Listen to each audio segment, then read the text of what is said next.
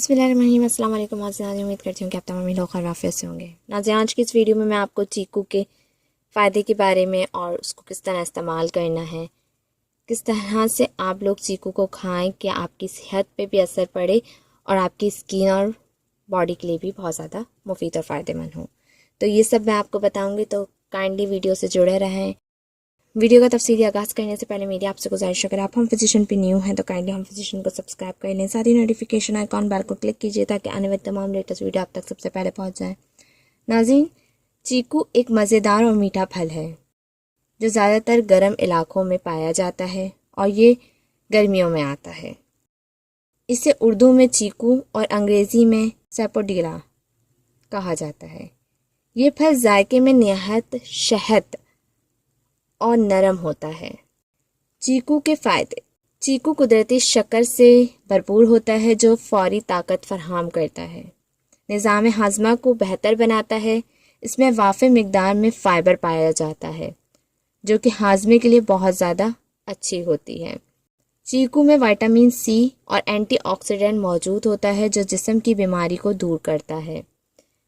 इसमें calcium, iron और phosphorus भी पाया जाता है जो कि हड्डियों को ताकत फराहम करती है। चीकू जिस्म से जहरीले मादों को निकालने में मदद फराहम करता है और दिल को तर व ताज़ा करता है।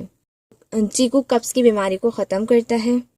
चीकू को ऐसे ही खाया जा सकता है या फिर आप लोग इसका शरबत बनाकर दूध में डाल के भी पी सकते हैं जो कि बहुत ज़्यादा मुफीद और फ़ायदेमंद होता है।